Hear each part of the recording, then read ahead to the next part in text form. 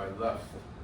All right, so this is the most important kind of a slide of the punching line that today I really want to emphasize on. Okay, so from the previous stuff, from the previous sort of stuff I've been talking about, if you don't have idea, that's fine. But this is important thing. So why dendrite happens? So why do we have dendrite? So the driving force is the constitutional supercooling. All right, that's the driving force, or the undercooling. So constitutional cooling is just a fancy way of saying, but you can put, in other words, undercooling or supercooling. That's the driving force why dendrite happens. Okay, so another thing is, why do we have constitutional supercooling that results dendrite? Because is the cause of the compensation gradient changes when we do alloys, and that results in dendrite being happens. Okay, so on the upper graph over here, is just a dice, a small sections of the place I kind of pick it out. So that's the mode, y-axis the mode, and then you have a solid front and the liquid, right? So looking far away, there does not appear to be much of a temperature gradient in the temperature, right? So when we do casting this, the liquid inside the mode is really not much of a difference, right? But if we zoom in, if we zoom in over here, and if we zoom in, what we see, and this is the same thing, you have the C naught, so we're gonna still use the full weight percent of aluminum, right? So C naught, and then below I just proved to you once at the steady state, it's C naught divided by K, and this green line, so this is the temperature, by the way. So that green line is the temperature according to the phase diagram, right? We draw a exponential decrease. So the interesting thing is people have found if you use if you have a thermocouple, and it just happened that you can put that thermocouple, measure the temperatures between the solid and liquid interfaces. If you measure that temperature is a lot lower than the typical liquid metal. So that's lower. So if you measure that. Now, if you take that thermocouple from far away and chuck it inside the liquid, let's say like water, right? So for 0, it's solid, right? And then above 0, it turns into liquid, right? So far away, you probably have 40 or 50 Celsius. So far away, right? That's over here, right? So with that two kind of measuring point, you draw a straight line, So this red line, that's a sort of assumption is where we use the thermocouple to measure the liquid and the solid temperature range change. Okay, so this is from the experiment side, and this is from the phase diagram, right? So now what interesting is you see there's a undercooling differences, right? So if you recall when I was talking about suppressing, when I was talking on chapter 3 a long time ago, is that if we suppress long enough, I don't know if you still remember the footage when I show you a guy taking out a beer that's still liquid, and then it kind of shake, and then everything turns into solid, right? So this is what we saw called the undercooling. We suppress that. So this range over here basically is, this green line is telling us that, hey, at this temperature range, I can turn into solid, and over here, I can turn into solid. But no, this is way lower, meaning that, hey, you've given them more energy to do something, right? So with that, you're able to have a spike of dendrite that's popping out from, so this is the solid, so this is the solid side, and this is the liquid side. And that's where it promotes the dendrite from protruding out instantaneously, right? So the punching line is, what is the driving force for dendrite to coat is basically undercooling. So if you control that undercooling, like the faster you probably get a faster, more finer dendrite. But if you do a slower undercooling, you basically get a coarse dendrite. So in other words, it's depending on the undercooling, right? How far you do the undercooling. Okay, so I'll talk that a little bit more detail. So this sort of connect or relate to what I was talking about, the solidification bar, right? When I was talking this bar taking out from the load, right? So let's highlight that. Each dendrite actually acts as its own solidification bars, right? So recall from the previous slide I was talking, if you have a liquid mode, then you take that bar out, right? And then you have a solid full front and then solid solidified. So you can imagine that you have each of this is the now these are dendrites, right? While it's undercooling, it's all spitting out all these elements on one end and then it forms the solid. So anyway, this is like a cartoon feature we're going to show you. So a few things you can play around or try to control and manipulate this dendrite growth. One is the heat extraction rate actually affect on the dendritic growth. So heat extraction, in other words, is the cooling rate, right? So how fast the heat is being extrapolated from the furnace or the crucible, right? So on the left-hand side, this is a sand mode.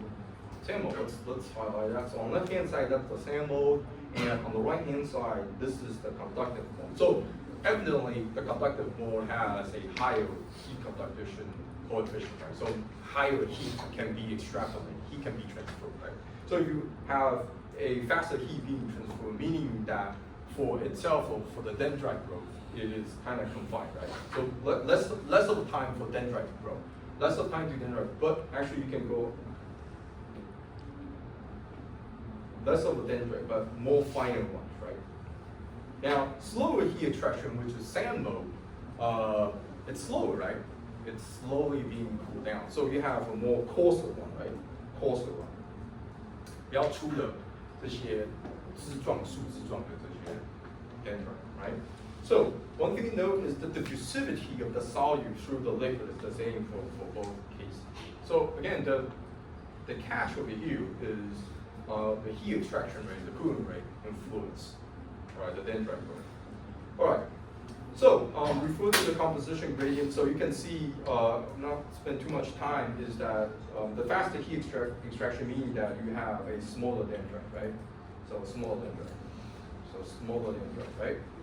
So smaller and finer dendrite. Smaller and finer dendrite. Like the smaller and finer dendrite. Faster. So slower heat, then you have a bigger and then coarser dendrite, right? So compare. So this is the forefront, right? Big ones, small ones. Big ones and small ones. Okay. So, by the way, when you see dendrites, not really you see this, but you also see the branches, right? So branches, you have these coming out on the side, right? So like this, right? So this is coarser one, right? Like that, right? That's the idea. So, apart from cooling rate or heat extrapolation, the second thing is looking at the phase diagram. So here's the phase diagram, also the effect on the freezing rate. So one thing to take note is if you have a narrow freezing range, so on the left-hand side, go ahead and highlight that, it's a narrow freezing range, you get a small or fine dendrite as compared to the right-hand side, you have a broad freezing range. So more undercooling, right? More undercooling, meaning that you provide that energy to grow, bigger dendrite, right? So if you move on, by the way, this is K equals to 1. For example, this is K equal to 0.5, right? Just give you an example. So if you move on to over here, go ahead, K smaller than 1, you have a narrow freezing range, and then slightly is broader freezing range, right? So this over here, you have a smaller dendrite compared to this one bigger one, right? All right?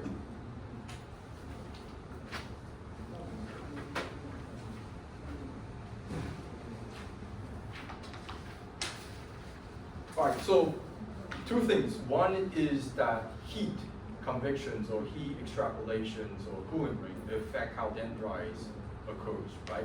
That's first. Second is if you look at the phase diagram, this, if you look at the phase diagram, it also affects, if you look at the K value, it will also affect how the dendrite grows, All right, so that's the two important thing. Okay, so this is getting back to the 4% of lumen inside the couple, so that's 96%, right? So you can see very clearly on the left-hand side, we always have trouble if we're doing casting of like 96% of lumen but 4% of copper, because you can see we have like alpha liquid, we have desegregation going on, right? Compared to on the other side, if we're doing pure copper with additional aluminum, usually we get more of a pure phase of copper, right? So this is saying, it's very interesting to look at this, right? So on the right hand side, so this is aluminum magnesium, it's the same. Okay, so last few things I want to kind of talk about is what you see is I mentioned about non-equilibrium diagram, right? So this is where coring happens. So coring, as I mentioned, is another word saying for composition gradient differences.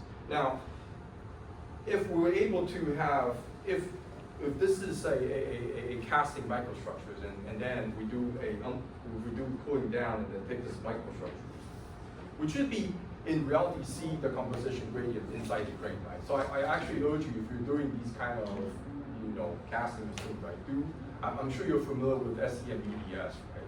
So do like a line scan, right? Do a line scan, and then say if you like do this on the cross sections, and then just look at the element distribution.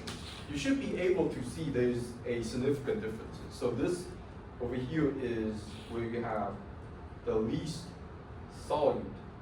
So solute again is 容器.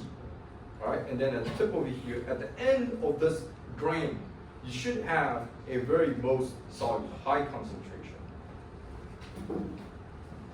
Right? So again, C5 is like to give you more specific numbers. C5 is the higher the concentration, C5, C4, C2, C1.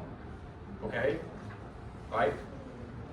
So what I'm trying to say is if you kind of refresh the memory I was talking, if you look at the phase diagram, when we start cooling down, right, the first front of that solid, that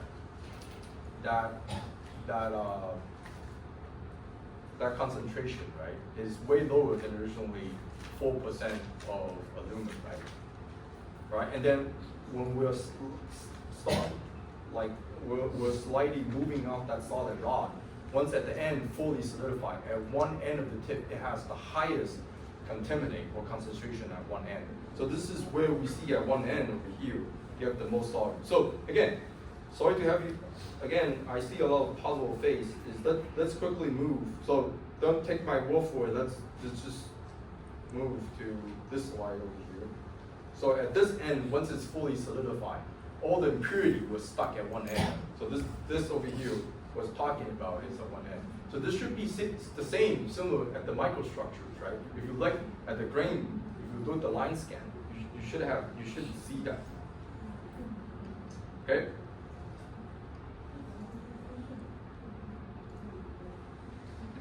Okay, so another thing is microsegregation, also known as coring. So let's highlight coring. So dendrite grow radially, getting thicker as well as increasing in length. The eject solute results in the growth of dendrite arms normal to the primary dendrite. So this gives you a better idea. So this, for example, this is the primary dendrite.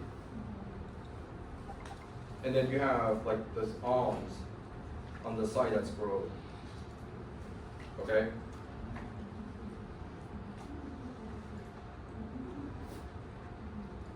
So this is an example on the below, right? You have this and then you have these lines growing on the side. Okay?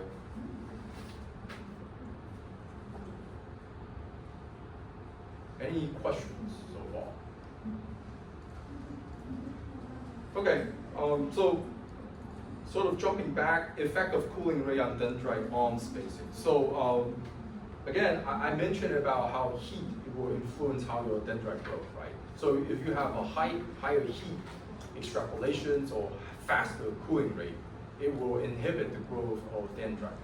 But you still have dendrite, of course. So the dendrite is going to be small dendrite, but finer one. So on the right-hand side is a great example of spray droplet, right? So when a spraying has a less surface area, meaning that it's higher cooling rate, smaller dendrite, but finer features, right? So on the right-hand side, you can see these small ones, right? They're very, very small dendrites, right? Now, on the left-hand side, that's the cast ingot. So I don't know if it's a sand casting, I don't know specifically, but again, compared to spray, it has a less heat being conveyed, or it's just a very typical slower heat cooling, right? So it has a coarser one. So here, dendrite arm spacing, I don't know if the book talk about it, so what does it does for arm spacing is that if you have these branches kind of poking out, you measure these length R1 and then the length R2, right? And then you do comparison about the distance, right? So this is just a quick example, like how is the effect of cooling effect on the dendrite arm spacing, right? So the way they have done this is that they measure the arms that's from the main branches of the distance and see what the distance differences compared with the cooling rate. Okay? All right? So again, higher cooling rate, this is highlighted as higher cooling rate of spray droplet results in much lower dendrite arm spacing. Right? So smaller dendrite, right, in short. Right? So this also resonate or kind of agree from my previous statement is that if you have a higher heat extrapolation, you have a smaller dendrite, right? So this is the same. All right? Any questions so far?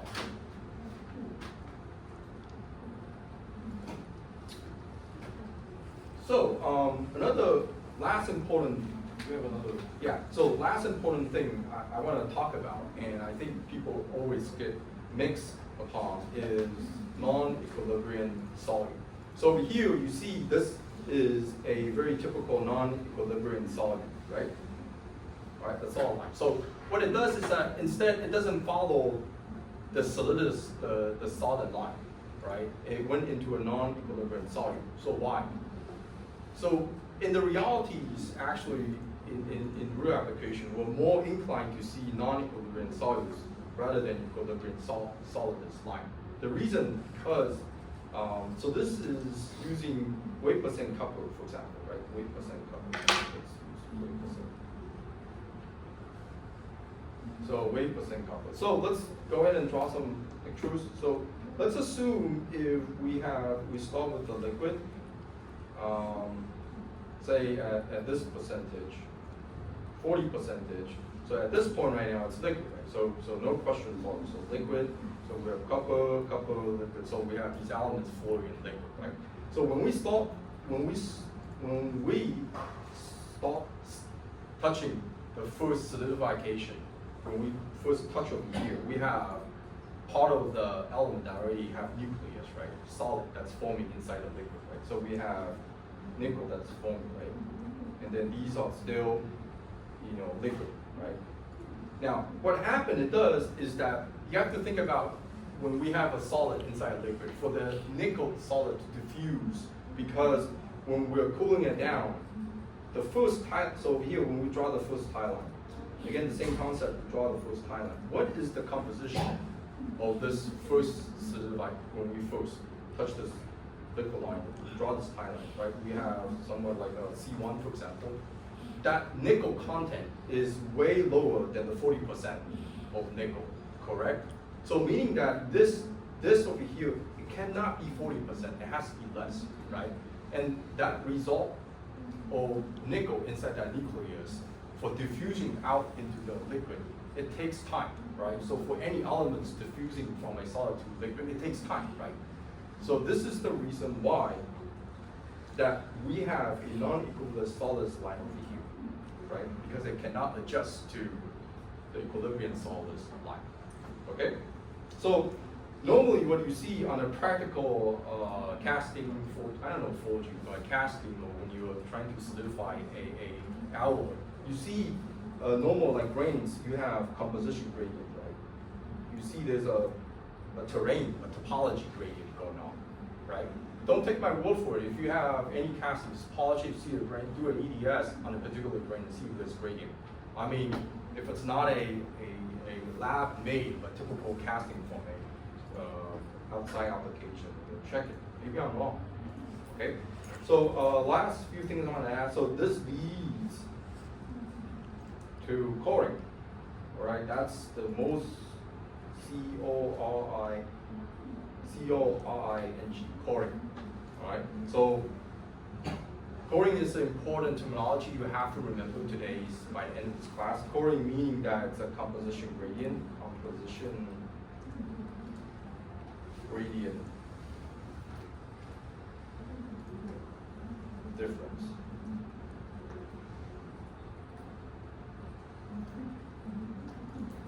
Composition gradient differences. All right, remember that. All right, coring, important.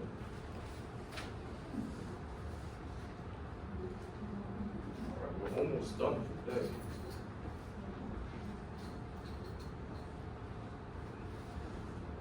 Any questions so far?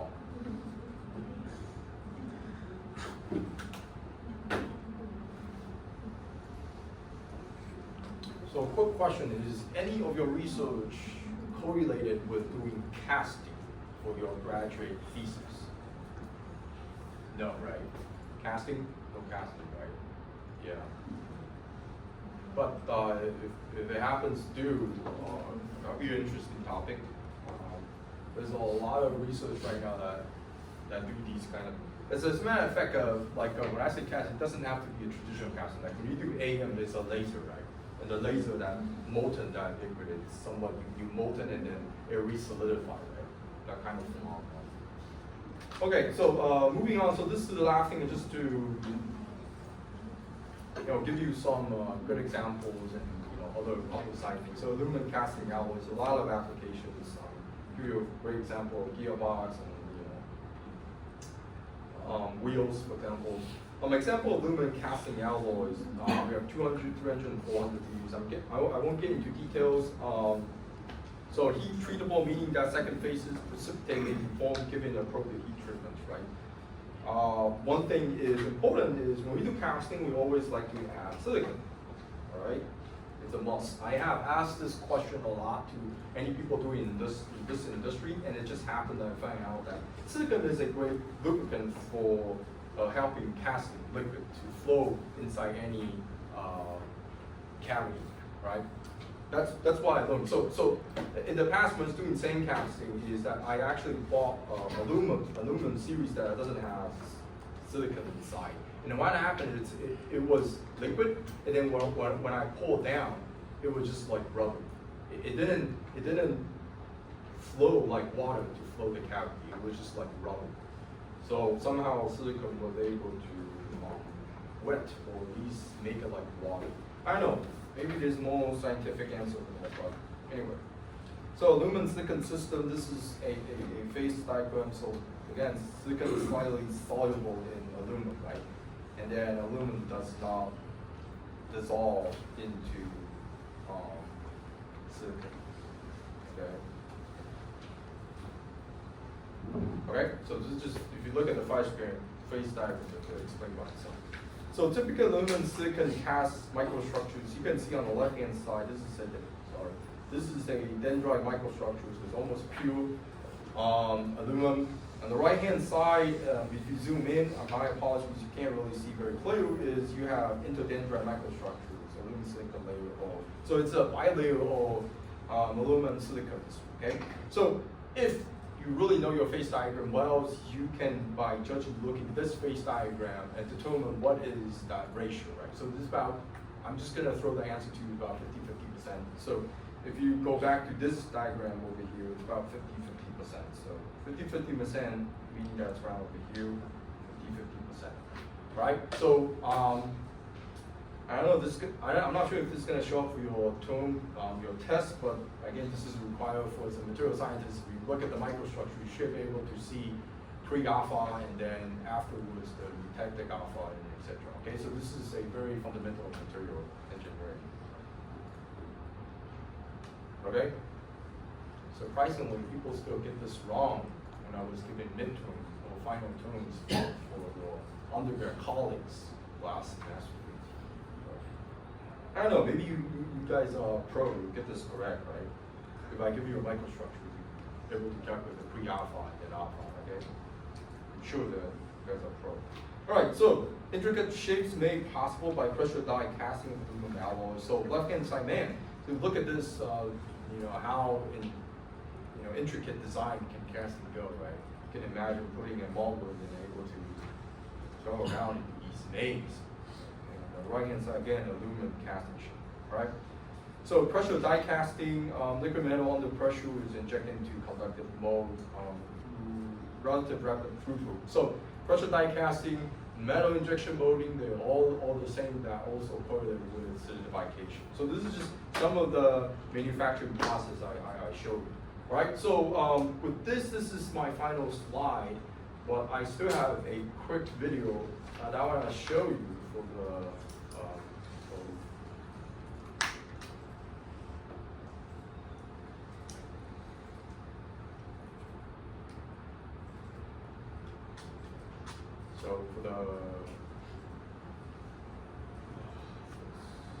give me a second.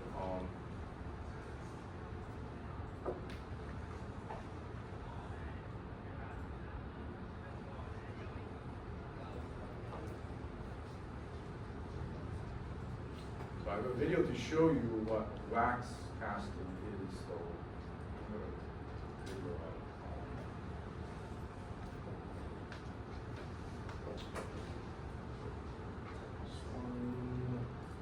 Perfect. Right. So this one. So this is investment casting process. There you go.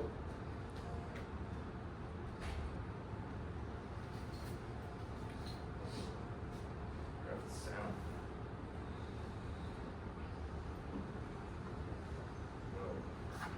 It will have sound.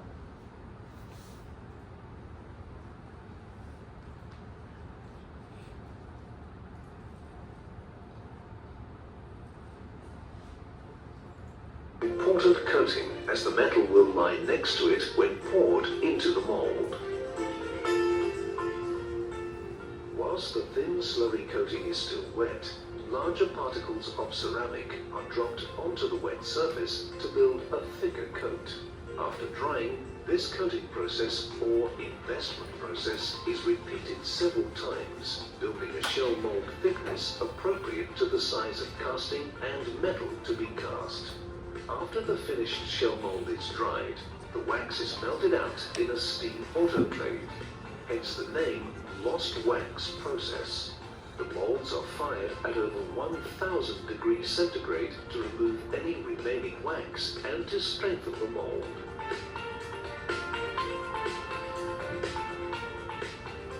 Molten metal is then poured into the molds whilst they are still hot, enabling the metal to run into thin wall sections. After cooling, the ceramic shell mold is broken away, and each casting is cut away from the feeder system. The castings are carefully fettled, blasted, and heat treated. A setting operation may also be required. Material testing, X-ray, dye penetrant, or machining can then be carried out if required.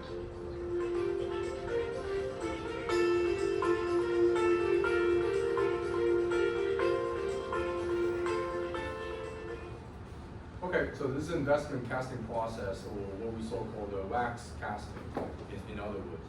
Okay, so this is the end of the certification of my lecture. I think I still have a couple of few slides for this, more related to the for the chapters I'll talk about for the following lectures. So if you guys don't have any questions, this will be the end for today's lecture classes. If not, we'll call it an end, and then hopefully we'll see you next week. Okay? All right.